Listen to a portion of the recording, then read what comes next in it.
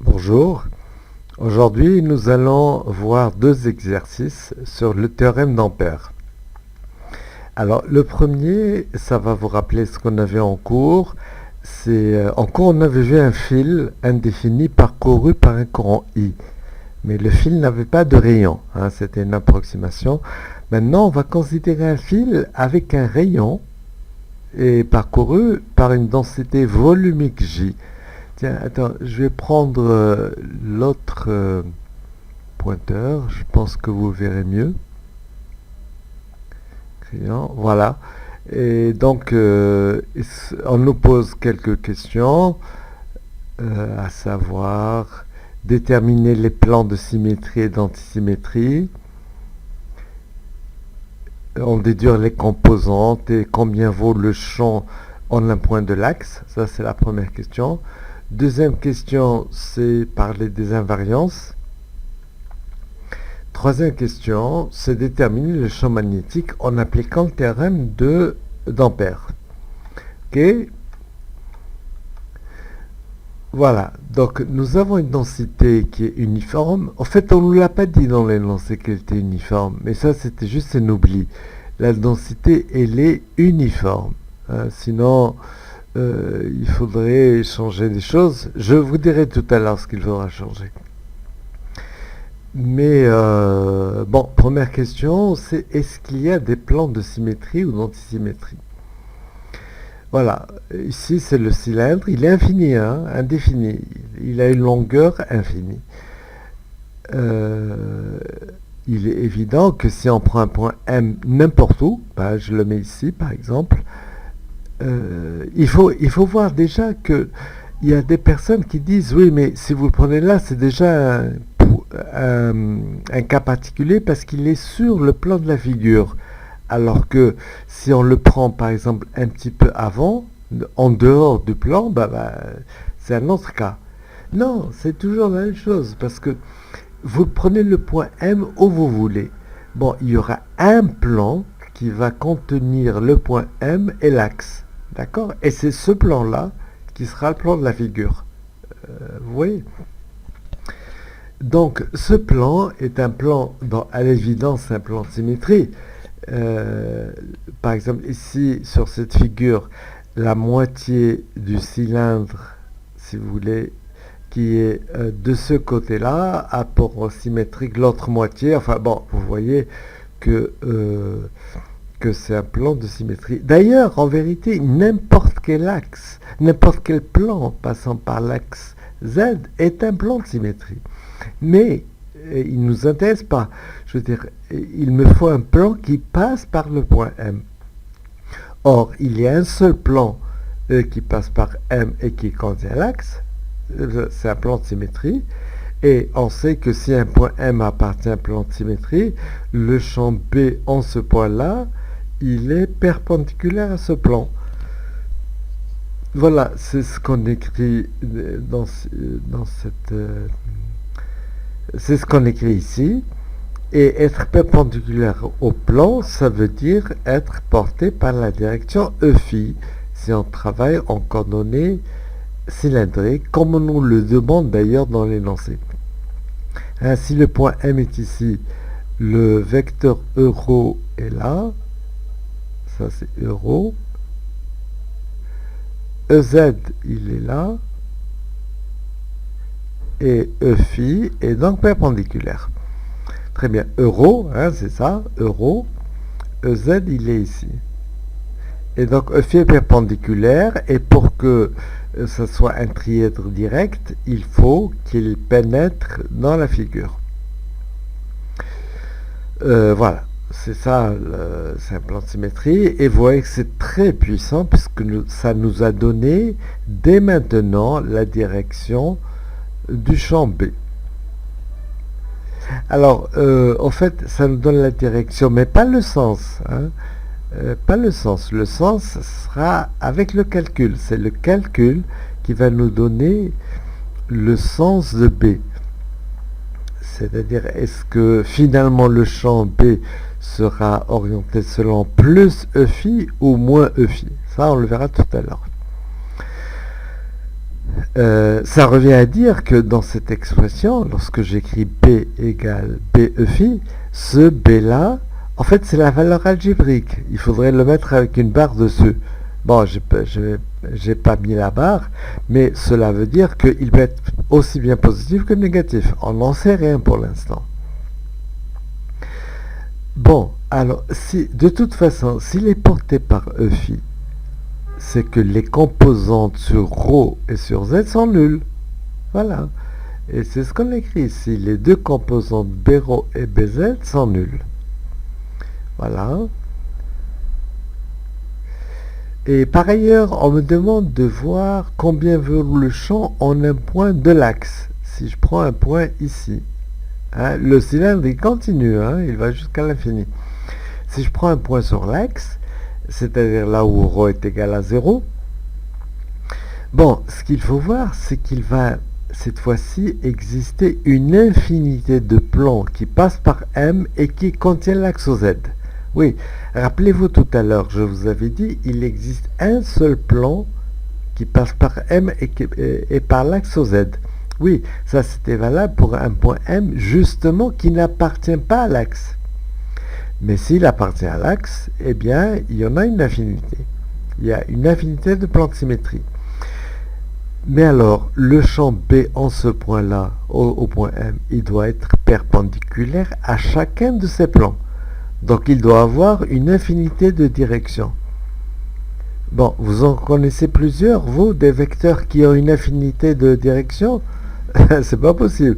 Il n'y a que le vecteur nul qui a toutes ces directions à la fois. Enfin, on peut dire qu'il n'a pas de direction du tout, ou bien qu'il a toutes les directions possibles. En tout cas, c'est donc le vecteur nul, et c'est comme ça qu'on a démontré qu'en un point de l'axe, le champ magnétique est nul.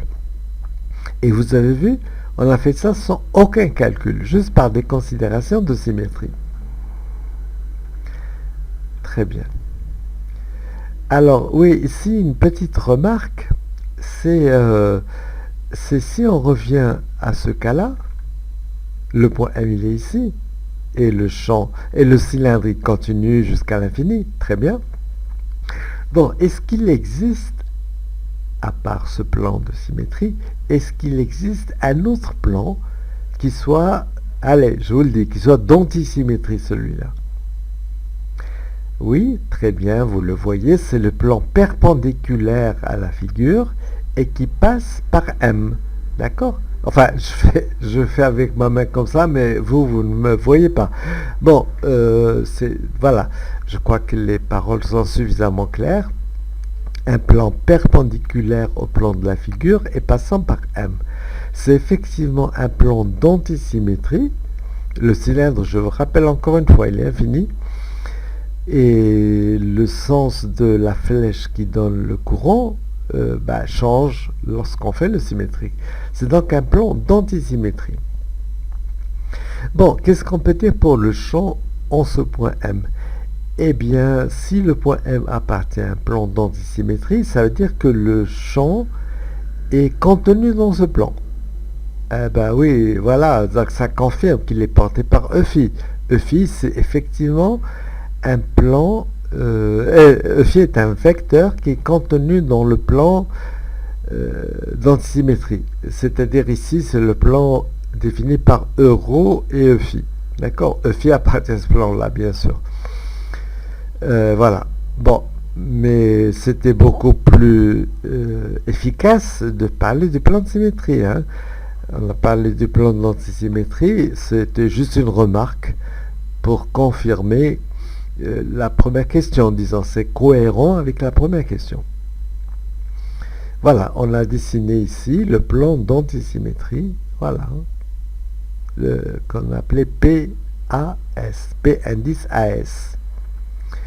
Et le cercle en pointillé que vous voyez là, c'est une ligne de champ, ça matérialise les directions de B. B est toujours tangent à cette ligne de champ, voilà, puisqu'il est porté par E phi. Bon, j'ai mis la deuxième question ici, parce qu'en fait je l'avais oublié, j'avais oublié de l'écrire, parler de des invariances. Donc voilà, on suit la flèche, on arrive ici. La distribution de courant, il est ici, c'est particulièrement évident, elle est invariante par une translation dans la direction en Z. C'est-à-dire, si vous prenez ce cylindre et vous le translatez le long de Z, il n'y a rien qui change. Et aussi par toute rotation autour de l'axe Z. Évidemment, si vous faites tourner le cylindre sur lui-même, rien ne change, puisque la distribution est uniforme. Dans ces conditions, nous savons que lorsqu'un système est invariant par des opérations, alors toutes les grandeurs physiques ne dépendent pas des coordonnées correspondantes. C'est-à-dire ici, si j'applique ça pour le champ B en un point M, normalement, il dépend des trois coordonnées au point M, ρ, phi et Z. Mais ici, puisqu'il ne dépend pas de la translation sur Z, il ne dépendra pas de Z. À cause de ou grâce à la rotation, il ne dépendra pas de phi. Et donc, il reste B de ρ. Voilà. Je vous avais dit en cours qu'on pouvait aussi voir les choses autrement, plutôt que de déplacer le cylindre, la distribution de courant, dans ces translations ou ces rotations. On peut aussi laisser la distribution là où elle est et déplacer le point M. Par exemple, pour une translation, imaginez que je pars d'ici, du point M, et je descends en gardant Z constant, et je viens jusque là. Vous voyez que ces deux points, ils voient exactement la même distribution. Donc, le champ est bien entendu le même. D'un autre côté, si vous partez de ce point et vous tournez autour de l'axe Z, vous amenez le point M, par exemple, vous l'amenez ici. Bon, ces deux points-là, ils voient exactement la même distribution aussi. Le cylindre est à la même distance de ces deux points, la distance ρ. Donc, le champ magnétique va être le même. Et ainsi, il ne va dépendre ni de Z, ni de phi. Voilà. Troisième question. Eh bien, on demande d'appliquer le théorème d'Ampère. Ok, vous savez que la première des choses, c'est de déterminer la courbe d'Ampère. La courbe d'Ampère, comment on va la choisir? Eh bien, on va la choisir de façon à ce que le calcul de la circulation soit facile. Le théorème d'Ampère, il est là. Il nous dit que la circulation de P est égale à mu0 I. I, c'est la somme des courants enlacés. La somme algébrique des courants enlacés. Bon, nous, on va calculer directement cette circulation. Et donc, pour cela, j'ai besoin de choisir le contour C de façon à ce que ce calcul soit simple. Alors, premièrement, je vais choisir la circulation pour que P et DL soient collinaires. Comme ça, j'éliminerai les flèches et j'aurai un simple produit. DL, c'est le déplacement élémentaire sur la courbe. Et la courbe qui est orientée, ça nous donne le sens de DL. La direction de... Non, le sens de DL. Voilà. Et à part ça, on va choisir, en fait, une courbe telle que le point B soit constant sur cette courbe. Et ce qui me permettra de le sortir de l'intégrale. Ici, vous voyez que puisque B ne dépend que de ρ, il faut que je choisisse ρ égale constante. Et donc, vous voyez que ça correspond à un cercle. Un cercle de rayon ρ. Et bien entendu, à ce moment-là, B et DL, tous les deux auront la direction de E phi. Et voilà. Voilà, ça, ils ont toutes les deux la direction de E phi, à condition, je ne l'ai pas marqué ici, de choisir un sens qui est comme ceci. Voilà. Ça c'est pas le courant. Le courant, il est ici, il est dans le cylindre. Ça, c'est le sens de parcours sur C.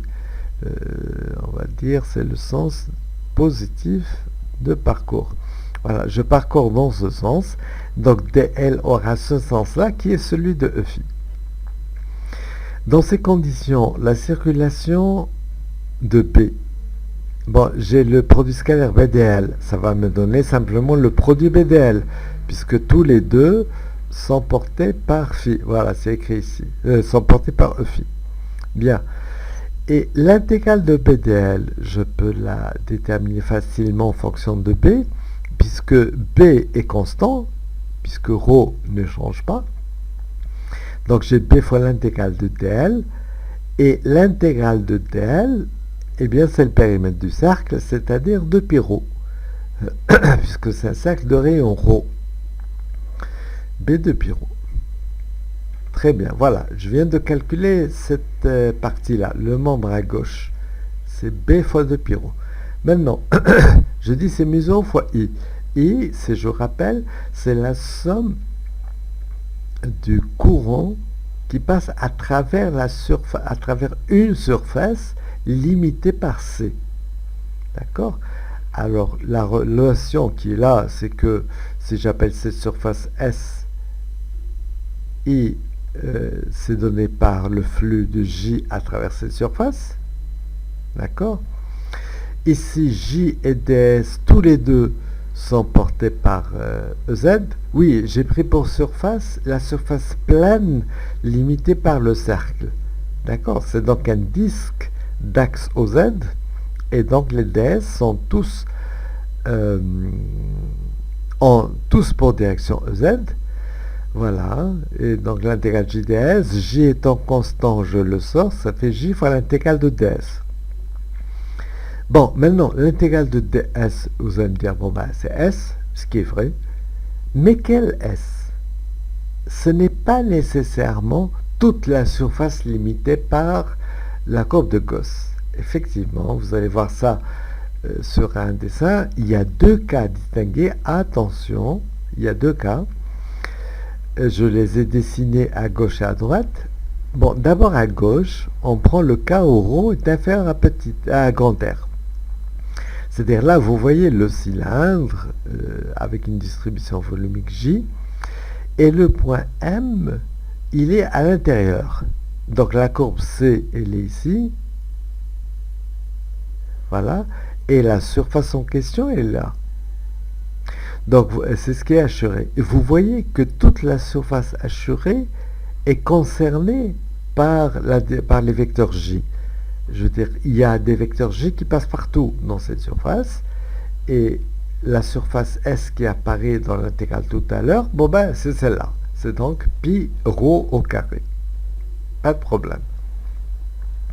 Mais dans la situation de droite où le point M est à l'extérieur, normalement, la surface devrait être la surface, comment on va dire, limitée par C. C'est toute la surface qui est là. Le pi ρ au carré, cette fois-ci, c'est le grand disque. Oui, mais dans le grand disque, il y a une partie qui n'est pas transpercée par un courant. Le courant, il passe uniquement ici, c'est-à-dire dans le disque de rayon R, dont la surface est égale à pi r au carré. Et c'est pour ça que je vois que ce S-là, eh ben, il est égal à pi ρ au carré si ρ est inférieur à R, et il est égal à pi r au carré si ρ est supérieur à R. D'accord? Donc c'est ça ce qu'il faut comprendre. Aïe, j'ai mis un point. Bon, voilà. Eh bien, maintenant on applique le fait que le flux qu'on a calculé à gauche, ça nous avait donné B fois 2pi R, enfin 2pi ρ, hein, on l'appelait ρ. Pourquoi je l'appelle R ici? 2pi ρ qui est égal à mu 0 fois I. Et I qui est, bon, soit cette expression, soit celle-là. Donc vous voyez qu'en vérité, il y a deux cas. Mu 0 J ρ sur 2, porté par phi. Ça, c'est dans le cas où ρ est inférieur à R. Ou bien, mu 0 J R au carré sur 2 ρ, porté par phi, si ρ est supérieur à R. Voilà. Voilà le résultat. Et vous voyez qu'on retrouve, je l'appelle toujours R, ça c'est ρ on retrouve ce qu'on avait dit tout à l'heure, que lorsque ρ est égal à 0, c'est-à-dire on a moins de l'axe, eh bien le champ est nul. Regardez, si ρ est égal à 0, eh bien le champ est nul. Et là, il y a des étudiants qui me disent, oui, mais si on fait ρ égale 0 ici, c'est-à-dire si on fait ρ qui tend vers 0 ici, on va trouver l'infini. Eh oui, non, mais ça va pas. Écoutez, Aslan, vous ne pouvez pas faire ρ qui tend vers 0 ici, parce que cette expression-là, elle n'est valable que si ρ est supérieur à r. D'accord? Donc, si ρ tend vers 0, ben, toute cette expression, vous ne devez pas la voir. C'est celle-ci qu'il faudra voir. D'accord? Très bien. Qu'est-ce qu'on peut dire d'autre? Oui. Juste un truc oralement que je vous dis, mais qui est très intéressant à regarder. C'est retrouver retrouver le résultat qu'on avait trouvé pour le fil indéfini. Le fil qui avait pour rayon R égale à 0. C'est-à-dire parcouru par un courant I. On ne parlait pas de densité J. C'est-à-dire qu'ici, il faudrait que grand R tende vers 0. Alors, si grand R tend vers 0, vous voyez que cette partie-là, déjà, n'existe plus. Vous ne pouvez plus avoir une distance positive inférieure à 0. Donc, tout ça va disparaître. On aura un seul cas, c'est celui-ci, mais avec R qui tend vers 0. Vous allez me dire, ah, mais si R tend vers 0, pour un ρ fini, toute cette histoire-là va tendre vers 0. Oui, non, mais si R tend vers 0, la densité J, elle doit tendre vers l'infini. Elle doit tendre vers l'infini. Et si vous faites ça, vous multipliez par pi, vous divisez par pi, etc. Bon, on finira par retrouver l'autre résultat. Vous pourrez le voir à d'autres moments, mais ce que je vous demande simplement de retenir ici, c'est que la situation où R tend vers 0, pour une densité volumique, où finalement il n'y aura plus de volume, hein, R qui tend vers 0, et ben ça va correspondre à un J qui est infini. Et ça va vous donner un courant filiforme. Comme il y a un autre cas intéressant, qui est ce qu'on appelle un courant surfacique, où cette fois-ci, vous avez par exemple, pour simplifier, vous avez une plaque d'épaisseur E, et vous avez une densité de courant qui circule dans cette plaque. Bon, faites maintenant tendre E vers 0, l'épaisseur. Donc vous allez avoir ce qu'on appelle une nappe de courant, un courant qui va circuler sur toute la surface, qu'on appelle un courant surfacique. C'est un cas intéressant aussi. Mais bon, pour l'instant, allons à l'essentiel. Je crois qu'on a fini. Voilà. On a fini. On aurait pu tracer la courbe. Vous avez ici une dépendance linéaire, puis une dépendance en 1 sur ρ. Bon, voilà. Ok. Exercice 2, on va passer à la bobine torique, à section carrée. Bon, peut-être le mieux, c'est de remonter à l'énoncé. L'énoncé que voici. Nous avons un tore. Bon, d'abord, c'est quoi un tore?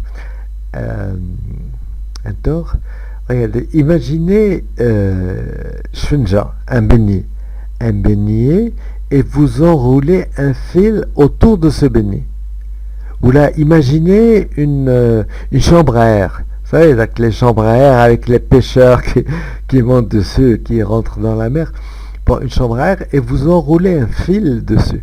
Vous allez avoir un tore, mais cette fois-ci, les spires, elles seront circulaires, dans le cas de la chambre à air. Ici, les spires sont rectangulaires. C'est-à-dire que le bord ici n'est pas arrondi, c'est un bord droit. Hein, tous les bords sont droits. Et bon, par contre, vous avez un cercle ici.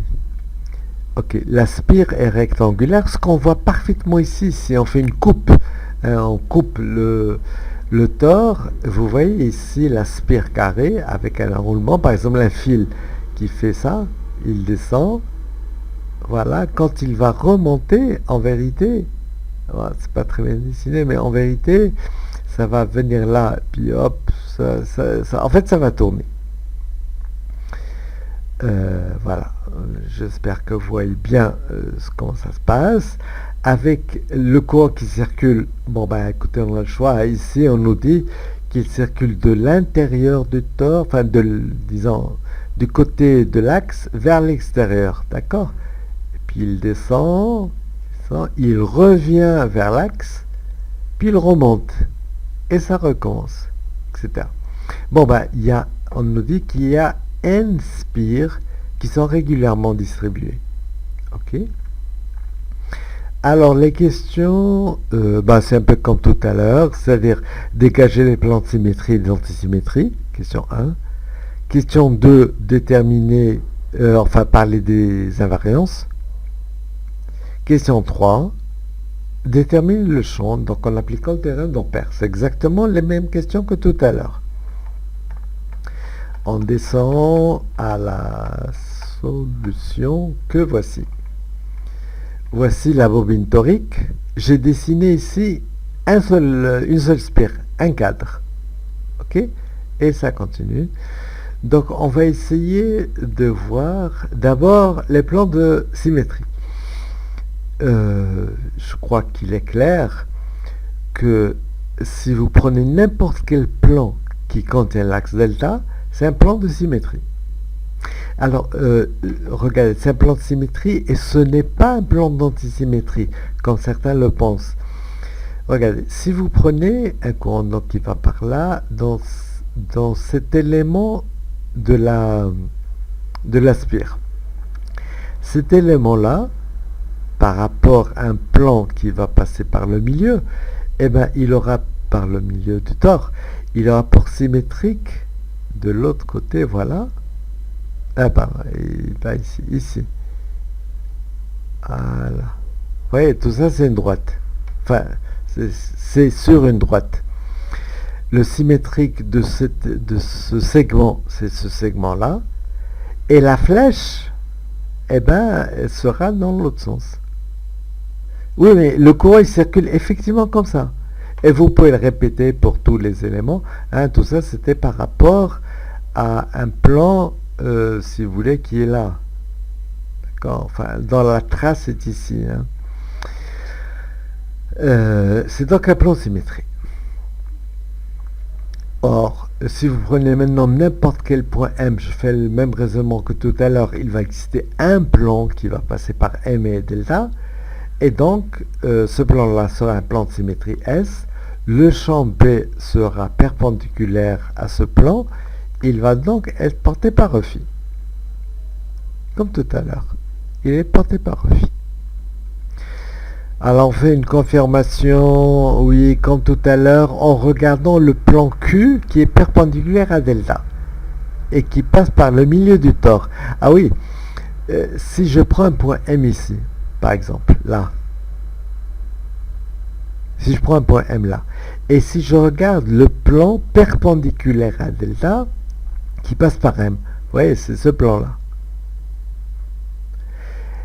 Est-ce que ce plan est un plan de symétrie ou d'antisymétrie? Ben non, parce que, regardez, toute cette partie-là aura pour symétrique cette partie-là, mais là, il n'y a rien du tout. Il n'y a même pas de fil. Par contre, je peux le faire pour un point M qui est ici, qui est exactement au milieu. D'accord? Alors, effectivement, ce plan, ce sera un plan d'antisymétrie. Puisque le symétrique de la moitié du segment, bah, c'est l'autre moitié, mais le sens de la flèche va changer. Et donc, ce sera un plan d'antisymétrie, et le champ B devra être contenu dans ce plan, ce qui est le cas, puisqu'il est porté par phi. Bon, bah, c'était simplement une confirmation, voilà, c'est une confirmation. C'est ce que je viens de vous raconter ici, et donc, voilà.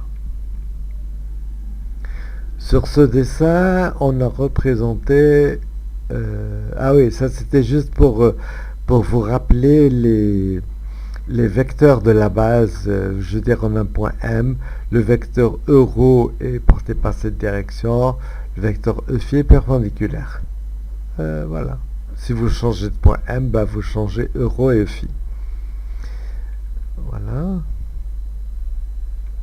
Alors, oui, cette fois-ci, je n'ai pas oublié la question 2. On va parler des invariances.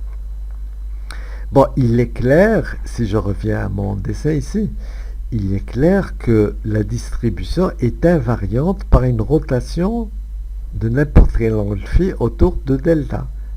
C'est clair, si vous tournez comme ça, chaque spire prend la place de l'autre, de la voisine. Donc il n'y a absolument rien qui change. Par contre, il est tout aussi clair qu'il n'y a pas invariance par translation le long de delta. Si vous faites une translation du tore, vous l'amenez ici en haut, eh bien en haut il n'y avait rien du tout. Le tore, il va se retrouver là où il n'y avait rien, et là où il y avait le tore, maintenant il n'y aura rien, donc ce n'est pas du tout invariant. Il y a simplement une invariance par rotation, et donc toutes les propriétés physiques, en particulier la valeur du champ magnétique, sera indépendante de phi. Voilà. C'est ce qu'on a dû probablement écrire ici. Voilà. B, la valeur, le module de B, la valeur algébrique ici de B, elle ne dépend pas de phi, elle dépend de ρ, et a priori, elle dépend de z. Vous verrez qu'en fait, ça ne dépendra pas de z. Disons, ça ne dépendra pas explicitement de z. Vous verrez tout à l'heure ce que je veux dire par là. Pour l'instant, on garde que donc B dépend de ρ et de z, et qu'il est porté par E phi. Voilà. Bon, troisièmement, on va appliquer le théorème d'Ampère en commençant par choisir une courbe orientée. Comme tout à l'heure, je vais utiliser la symétrie du problème pour me dire que je cherche à calculer facilement la circulation de B. C'est-à-dire, je vais demander à B et à DL d'être collinéaires et à B d'être constants. C'est-à-dire, je cherche le lieu des points où, lorsque... je veux dire, quels sont les lieux des points où ρ et z sont constants. Hein? C'est ce qu'il faut pour que B soit constant. Bon, le fait que z égale constante, c'est-à-dire qu'on est sur un plan. C'est-à-dire qu'un plan perpendiculaire à l'axe delta. Dans ce plan-là, si ρ est égal à constante, ça veut dire que c'est un cercle. Ok? Et si c'est un cercle, à ce moment-là, les éléments dl seront portés par E phi, ou moins E phi, ça dépend du sens que je vais prendre, le sens de parcours. Mais en tout cas, B scalaire E phi sera simple, puisque B est porté par E phi. Donc, moi, je vais choisir le sens où... alors, ça, c'était la fin de la phrase, hein, de rayon OM égale ρ. Le rayon, c'est ça. Théorème d'Ampère, il me donne ceci. IT, c'est le courant total algébrique, enfin c'est la somme algébrique des courants enlacés qui traverse la surface limitée par C, voilà. Donc oui, moi j'ai choisi le sens de parcours sur C de façon à ce que DL soit porté par E phi, et donc B scalaire DL est égal à BDL tout simplement. Si j'avais pris l'autre sens pour C, j'aurais ici moins BDL, mais en fait, le résultat final sera le même. Il suffit que vous fassiez des calculs cohérents. Donc ici, c'est plus BDL. Ok. Alors, quand B reste constant sur C, c'est exactement la même démarche que tout à l'heure. Eh bien, la circulation de BDL, qui va être égale à l'intégrale de BDL sans les flèches, et comme B est constant, je le sors de l'intégrale, voilà, et l'intégrale de DL, eh bien c'est 2 π ρ. Voilà, P fois 2 π ρ. Bon, maintenant, et c'est là où, disons, la différence avec tout à l'heure, elle se passe maintenant, c'est là peut-être les choses que certains d'entre vous ont du mal à voir, eh bien, c'est qu'il va falloir déterminer ce courant, c'est la somme algébrique des courants transperçant la surface limitée par la courbe d'Ampère. Et bien là aussi, je vais distinguer deux cas. On va peut-être commencer par quoi on va commencer? On va commencer par la situation de droite, lorsque le point M est à l'extérieur. Alors, ce que j'appelle l'extérieur du tore, c'est c'est ce qui n'est pas à l'intérieur. Oui, mais ce que je veux dire, regardez, si je remonte à mon dessin qui était là, l'extérieur du tore, c'est donc ici ou là, etc. Mais c'est aussi ici, vous voyez, à l'intérieur du trou. Le trou qui est là, je suis à l'intérieur du trou, je suis à l'extérieur du tore. On est d'accord? Bien, redescendons. Donc c'est ici. Lorsque je suis à l'extérieur du tore, bon, par exemple ici, si je suis complètement, vous voyez, je suis à une altitude qui n'est pas concernée par le tore. Voilà, le point M'. Vous voyez, il n'y a pas de, vous voyez bien qu'il n'y a pas de courant qui passe à travers la surface limitée par C'. Donc le courant est nul. Que le point M' soit là, ou là, ou là, ou là, enfin partout ici, ou bien partout là-haut, il n'y aura même pas de courant qui vont passer à travers. Donc voilà, en M', je dis le courant total est nul. Par contre, si vous prenez un point M ici, qui est à l'altitude, à une altitude comprise entre les deux extrêmes du tore. Vous voyez ici.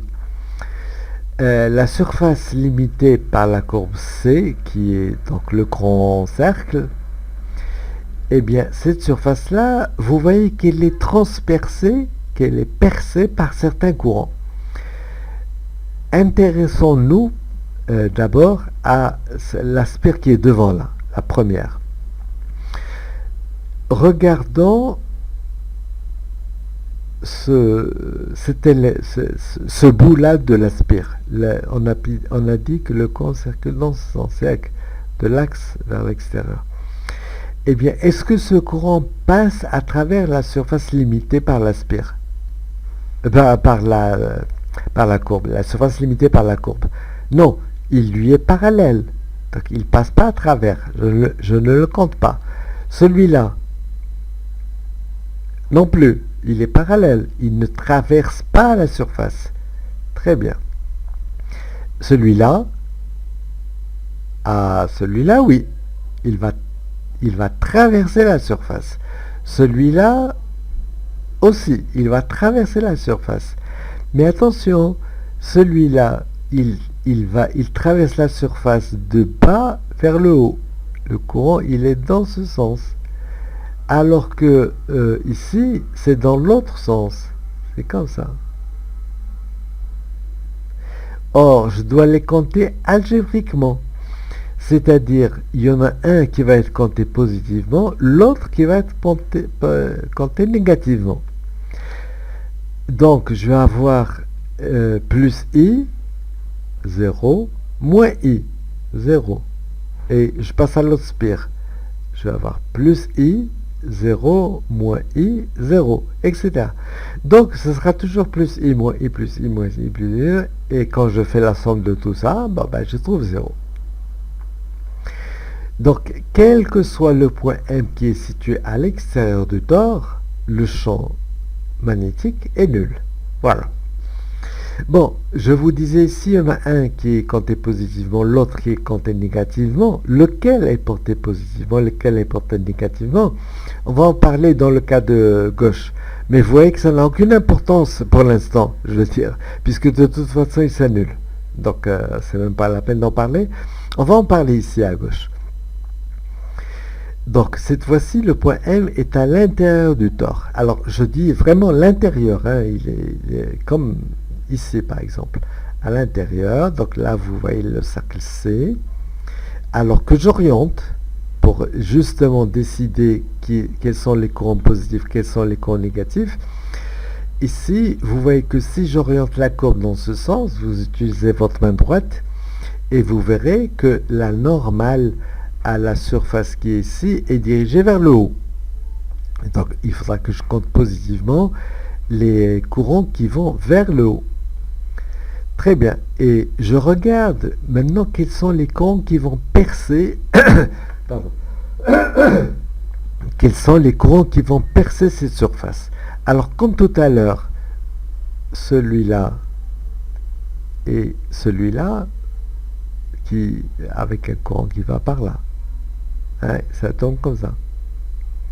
Ces deux courants que je viens de dessiner, ils ne traversent pas la surface. Les fils sont parallèles à la surface. Donc il faut pas les compter. Par contre, celui-là, oui, et en plus je le compte positivement, puisque le courant il va vers le haut, donc plus I, et celui-là, eh bien celui-là ne traverse pas la surface. La surface, elle est ici, hein, elle est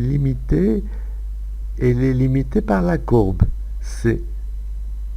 Vous voyez? Donc celui-là, il ne traverse pas.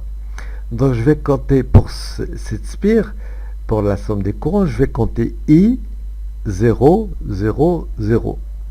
Ensuite, il y aura encore plus I, pour la spire d'à côté, plus 0, 0, 0. Plus I, 0, 0. Enfin, pour chaque spire, je vais avoir un courant I. Et donc, comme il y a N spires, le total va être NI. Et voilà, au final, bon, j'utilise le fait que, qu'est-ce qu'on a dit, B fois 2 pi rho égale mu0 fois la somme des courants. Et ça me donne, dans le premier cas, là, quand on est à l'extérieur, ça nous donne un champ qui est nul. Ici, il faudrait écrire à l'extérieur. Et là, à l'intérieur, le champ vaut mu0 ni sur 2 pi rho. Voilà. Bon, je vous dis rapidement encore une fois que si on avait choisi un sens de contour dans l'autre sens, ici on aurait trouvé moins ni, mais la circulation de B, ce serait pas B fois 2 pi rho, ce serait moins B fois 2 pi rho. Donc les deux signes moins vont s'éliminer, on trouve le même résultat. Bien. Le champ maintenant à l'intérieur. Voilà, il est donné, sa valeur est donnée par cette relation. Est-ce qu'il est constant? Non, parce qu'il dépend de ρ. Vous voyez la distance à l'axe. Il n'est pas constant. Est-ce qu'il dépend de z? Ben, vous allez me dire non, il n'y a pas de z ici. Oui et non. Regardez, lorsque je regarde ici, c'est-à-dire que si vous prenez le point M, par exemple, au même ρ, vous restez à la même distance de l'axe.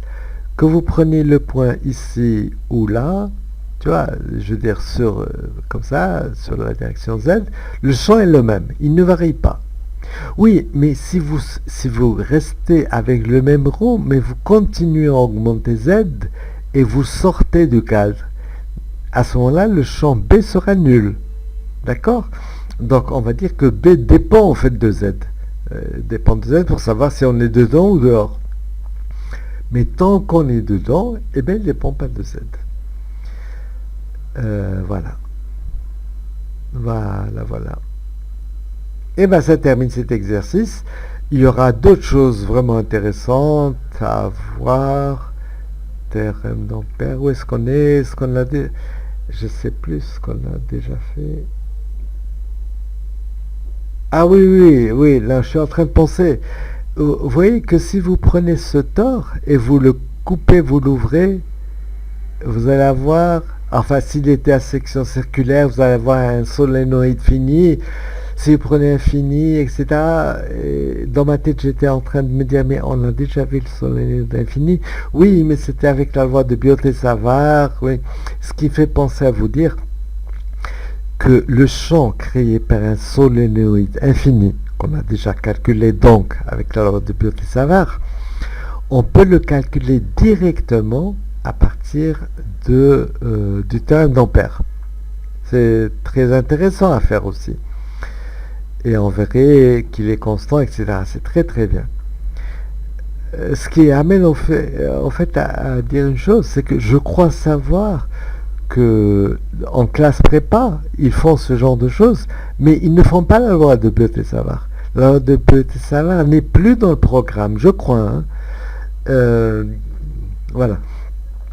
Mais en tout cas, nous, ça nous a donné, donc j'espère d'abord que le théorème d'Ampère vous paraît plus simple et que tout ceci vous a donné envie d'appliquer le théorème d'Ampère dans d'autres situations que vous que vous pouvez trouver dans plein d'autres endroits. En particulier, bon, dans le Polycode, bien sûr, il y a d'autres exercices qu'on vous propose. Et aussi, n'oubliez pas, c'est une source incroyable d'informations. N'oubliez pas Internet. Hein, vous allez sur Internet, vous avez des fichiers PDF, etc. Vous allez sur YouTube, tout simplement. Vous allez avoir plein de gens qui ont fait des travaux remarquables, qui sont très agréables à suivre. Très bien, merci pour votre attention